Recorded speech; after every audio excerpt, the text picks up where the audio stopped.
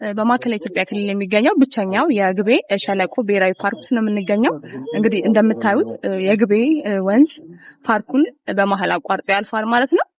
እዚህ ፓርክ ውስጥ በርካታ የሀገር በቀል እጽዋቶች እንዲሁም ደግሞ የተለያዩ የእጽዋት ዝርያዎች ይገኛሉ። ከዛም ባለፈ ደግሞ የዱር አጥቢ እንስሳቶች የአዕዋፍ ዝርያ እንዲሁም ደግሞ በውሃ ውስጥ የሚኖሩ አዞን የመሳሰሉ እንስሳዎች የሚገኙበት በጣም የሚያምር አካባቢ የሚያምር ተፈጥሯዊ ፓርክ ነው እና ኢትዮጵያን እንቃኛት፣ ኢትዮጵያን እንወቅ።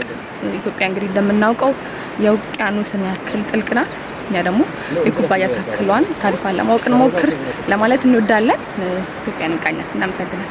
ሰላም ጤና ይስጥልን። እንደምን ከርማችኋል? የልዩ ሚዲያ ኤንድ ኢቨንትስ የዩቲዩብ እና የቲክቶክ ቤተሰቦቼ ዛሬ የምንገኘው ማዕከላዊ ኢትዮጵያ ክልል ላይ የግቤ ሸለቆ ብሔራዊ ፓርክ ውስጥ ነው። እንግዲህ እዚህ ብሔራዊ ፓርክ ውስጥ ግቤ ወንዝ የሚያልፍበት በጣም በርካታ አራዊቶች የሚገኙበት እጅግ ሰላማዊ ስፍራ የሆነ ደስ የሚል ፓርክ ነው። በማዕከላዊ ኢትዮጵያ ክልል ያሉ ጸጋዎችን፣ የቱሪዝም መስህቦችን በመጎብኘት ይዝናኑ እና በርካታ ነገርም ደግሞ መረጃ ያገኙ ለማለት እወዳለሁ።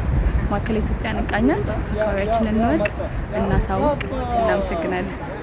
የግቤ ሸለቆ ብሔራዊ ፓርክ የግቤ ሸለቆ ብሔራዊ ፓርክ በማዕከላዊ ኢትዮጵያ ክልላዊ መንግስት በጉራጌ ዞን ከሚገኙ 4 ወረዳዎች ማለትም አበሽጌ፣ ጀሃ፣ እኑርና እኑር ኢነር መገር ወረዳዎች ውስጥ ባሉ 24 ቀበሌዎች የሚያዋስኑት ፓርክ ነው። የብሔራዊ ፓርኩ አጠቃላይ ስፋት 3600 ሄክታር የሚሸፍን ሲሆን ከመዲናችን አዲስ አበባ በ178 ኪሎ ሜትር እንዲሁም ደግሞ ከወልቂጤ ከተማ 18 ኪሎ ሜትር ርቀት ላይ ይገኛል። ዓመታዊ የዝናብ መጠኑ በአማካኝ ከ900 እስከ 1400 ሚሜ ይሸፍናል። ከፍተኛ ዝናብ የሚመዘገብባቸው ወቅቶችም በፓርኩ ሰኔ፣ ሐምሌ፣ ነሐሴና መስከረም ሲሆኑ ደረቅና ሞቃታማ ወቅቶች ከታህሳስ እስከ ግንቦት ያሉ ወራቶች ናቸው። በፓርክ ውስጥ የሚገኙ የአፈር አይነቶች አሸዋማ፣ አለቶች፣ ግራጫ፣ ኮረት፣ ጠጠር፣ ጥቁር አፈርና ከፍተኛ የሆኑ ሚነራሎች ይገኙበታል። በፓርክ ውስጥ የሚገኙ የቱሪስት መስህብ አይነቶች ትላልቅ አጥቢ የዱር እንስሳት ዝርያዎች፣ የአዕዋፍ ዝርያዎች፣ በውሃ ውስጥ የሚኖሩ የዱር እንስሳት፣ የእጽዋት ዝርያዎች፣ ሌሎችም የቱሪዝም መስህቦች አሉ። ብሔራዊ ፓርኩ የሚሰጠው ዋና ዋና ጠቀሜታዎች ብሔራዊ ፓርኩ የአካባቢውን ብዝሃ ሕይወት በመጠበቅና የተፈጥሮ ሀብቱን ጠብቆ በዘላቂነት ለትውልድ ለማሸጋገር ሂደት ጉልህ ሚና የተጫወተ የአካባቢውን የአየር ሚዛን ይጠብቃል።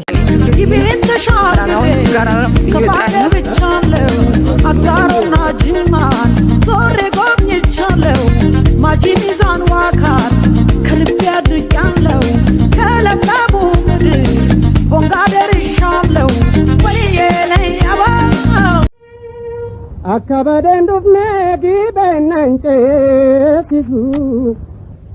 አካባደን ዱፍኔ ጊበናንጨቲሱ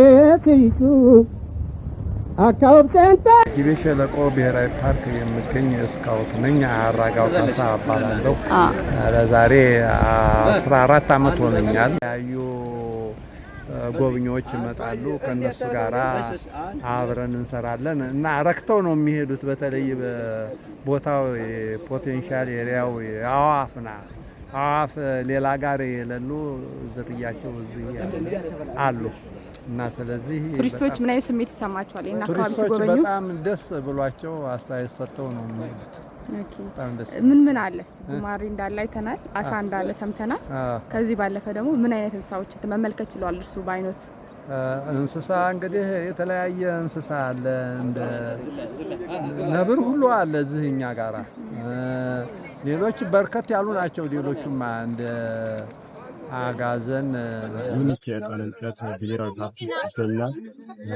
ከሱችም ደግሞ ከ41 የሚበልጡ የአሳ ዝርያዎች አሉ፣ ፍል ውሃዎች አሉ፣ ፏፏቴዎች አሉ እና የቱሪስት ፍሰቱስ ምን ያህል ነው? ፍሰቱ በፊት በጸጥታ ምክንያት የተወሰነ ቀዝቀዝ ያለበት አጋጣሚ ነበር። አሁን ደግሞ በከፍተኛ ሁኔታ እየጨመረ ያለበት። የሀገር ውስጥ ነው ወይስ ሞር ግን የትኛው ነው አብዛኛው ጎብኚ?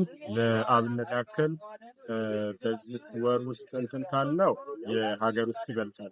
ከዛ በፊት ባለው ደግሞ ያለው ቁጥሮች ስንመለከት የውጭ ሀገር ይበልጣል። እናመሰግናለን።